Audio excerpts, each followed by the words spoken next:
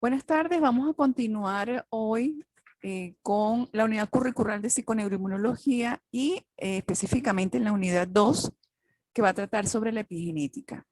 La importancia de este tema es que generó un vuelco en lo que se conocía sobre la relación que había entre lo que era herencia y enfermedad. El objetivo final es que ustedes analicen la teoría del determinismo genético y epigenética y entiendan cuál fue el cambio de paradigma surgido con la epigenética. Cuando nosotros estudiamos bachillerato, recordemos que vimos lo que eran las leyes de Mendel y la herencia y cómo eran transmitidas las características genéticas de padre a hijo. Los padres tenían una información genética y si había alguna enfermedad, esta información genética con la enfermedad, por supuesto, iba a ser transmitida a los hijos y necesariamente estos muchachos, los hijos, iban a padecer de la misma enfermedad.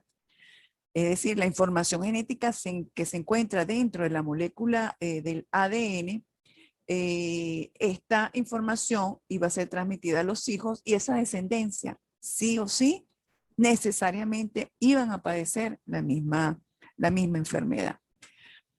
A esto se conocía como determinismo genético.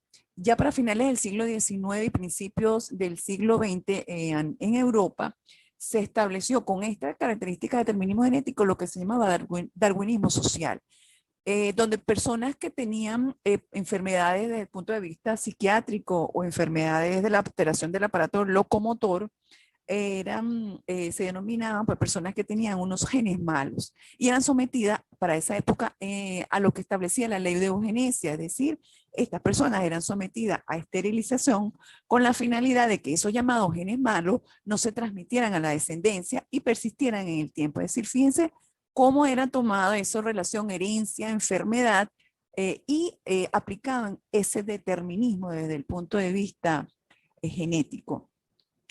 Esta forma de ver o relacionar la herencia con enfermedad se mantuvo en el tiempo hasta muy adentro del siglo XX.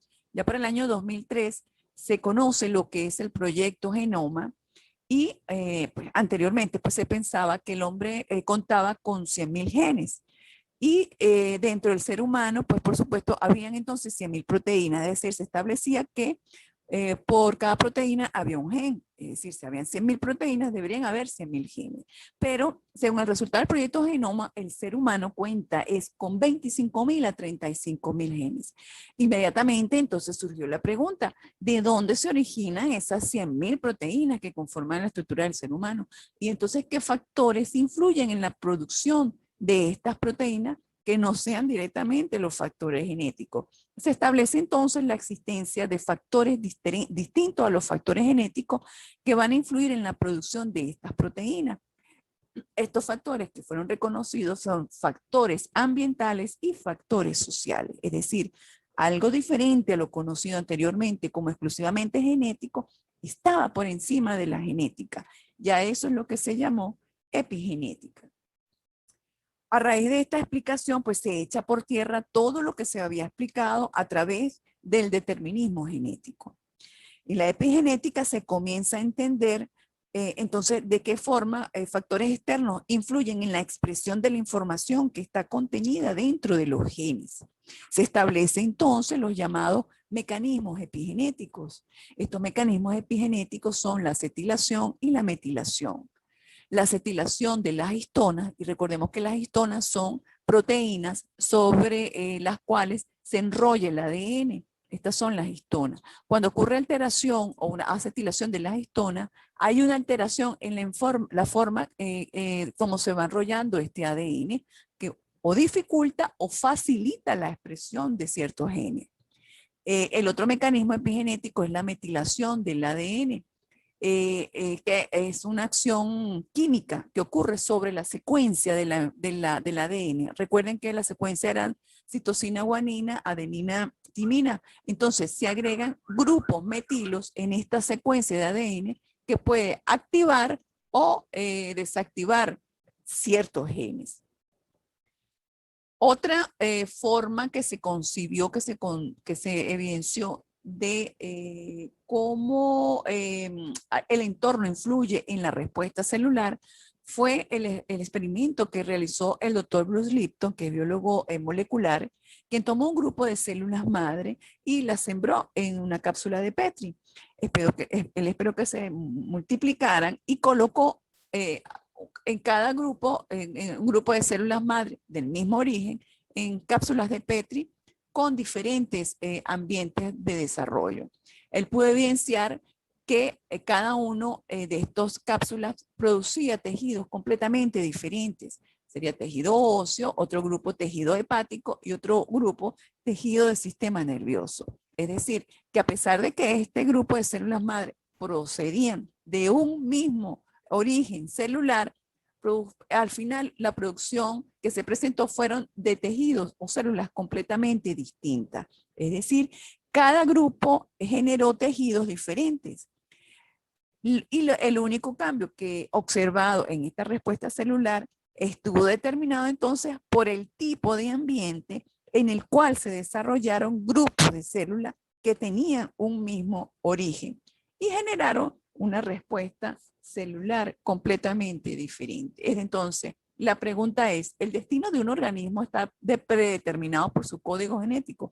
Por lo que vimos anteriormente, no, no está predeterminado por su código genético. De aquí la explicación de la epigenética.